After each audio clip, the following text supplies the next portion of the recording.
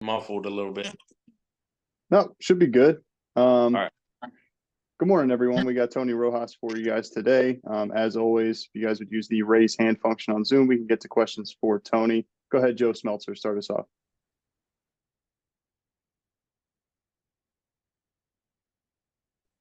Hey, sorry about that. Hey, Tony, how are you doing today? I'm good. How are you doing? I'm doing great, thanks. So, after the West Virginia game, you talked about the confidence you have in yourself, that dog mentality that you have, and you also mentioned the tradition Penn State has of great play at linebacker and how you feel you can be impactful. So, would you be able just to elaborate on that a little bit? Yeah. For me, just I kind of had the mentality since high school. And coming in really. Obviously, when I first got here, you're gonna have your welcome to college moment, and that humbled me. Made me become better, honestly, and just that and just being LBU, just the tradition here at Penn State, especially.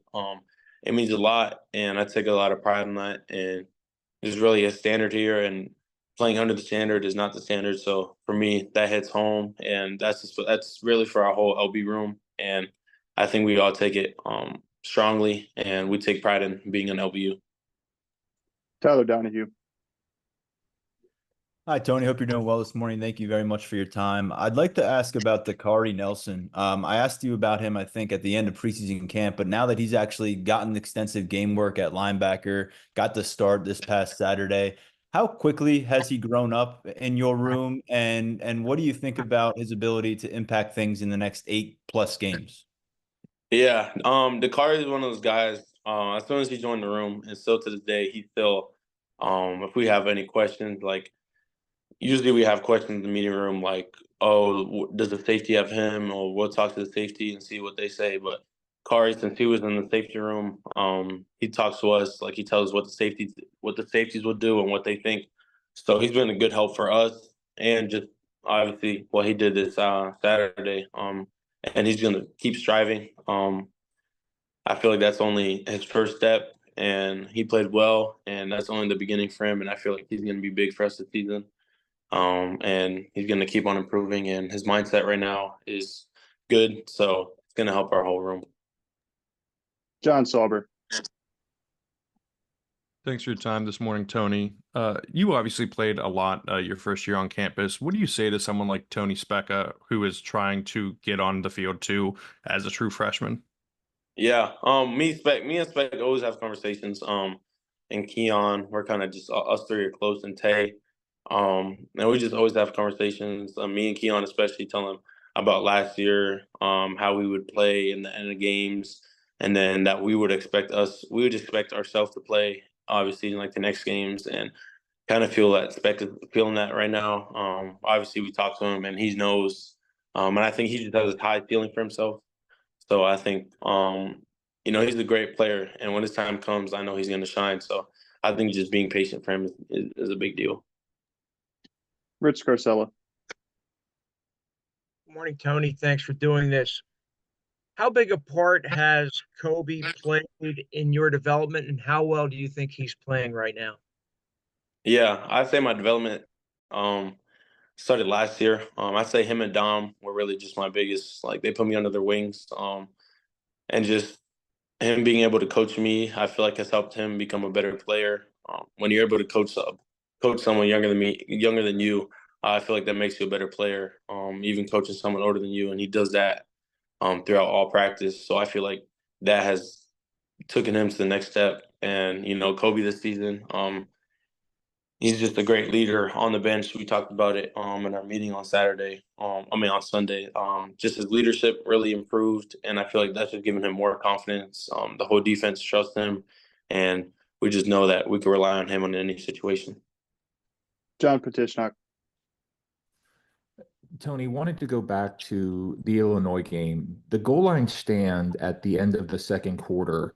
How big of a role did that possession have in the defense's second half performance, allowing only 39 yards to Illinois, do you think? Yeah, I would say just I feel like our team, especially what we're great at, is just resilient. Like just the obstacles we fought, the flags, that whole possession. Our defense would never give up. and we just have that mentality where they're not going to score at all. And the least they'll do is score 3 points. So I think just our mentality, where even if any team gets in the red zone, just our mentality is we can't let them score. And just honestly, just Beaver Stadium in general too, they helped us a lot. Being loud and just the momentum, like you said, going into the second half. We know what we could do. We knew that was us, and when we haven't allowed any points in the third quarter at all this season, and we just knew that was our expectation, and we came out strong, thinking 0-0. Audrey Snyder. Tony, thanks for doing this. I wanted to go back to Rich's question about Kobe. I guess, how do you feel like he's handled kind of the communication piece this year and getting you guys all on the same page? Yeah, he's done a good job. Me, honestly, I think it's probably the hardest thing to do, and he's taking it great.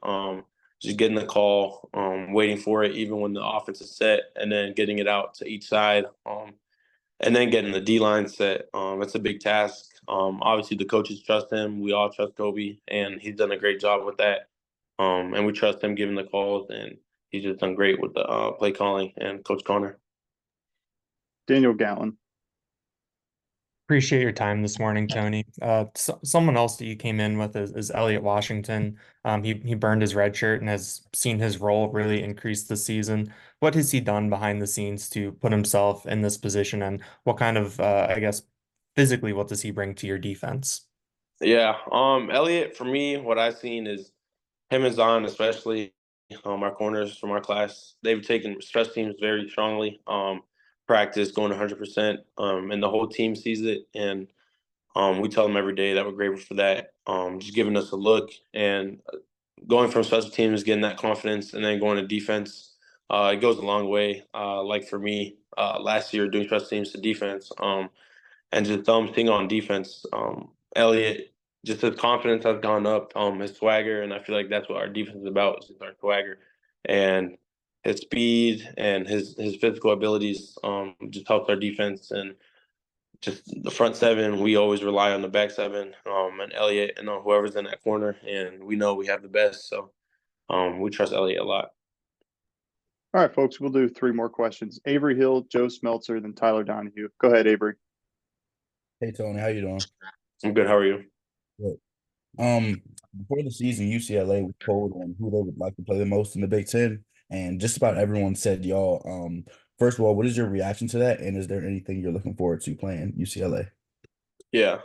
For me, I'm not a big like a social media guy listening to all those tweets and stuff. But you know, they're excited. They're excited to come into Beaver Stadium, the atmosphere.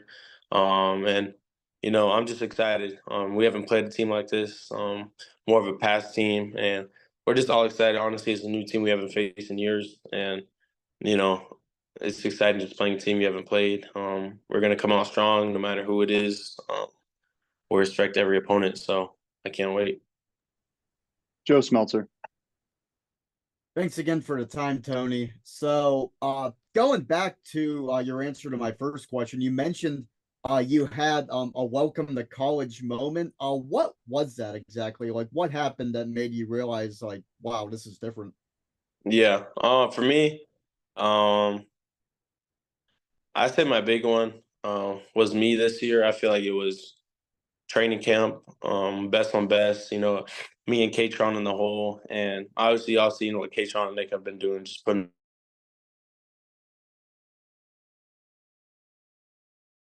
and ever. Just meeting him in the hole, he kind of got the best of me, and you know that just has helped me. Just lowering my pads now in game, and just that's helped me on obviously going against iron sharpening iron. That's kind of a big thing for us here, and that's true for me. And going against Nick and Fat every day has helped me become the linebacker I am today. Tyler Donahue, last question. Tony, you mentioned you're preparing for more of a pass team.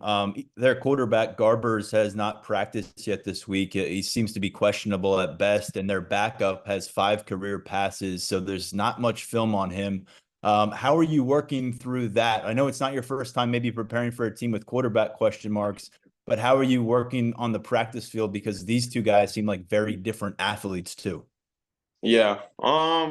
Honestly, we're just treating it like he's going to play. You know, we can't really do anything. We can't really know who's going to play and whatnot. But we're just practicing like we normally do each week, whether we know who's the quarterback or not. And we're just treating it as number 4 is playing right now.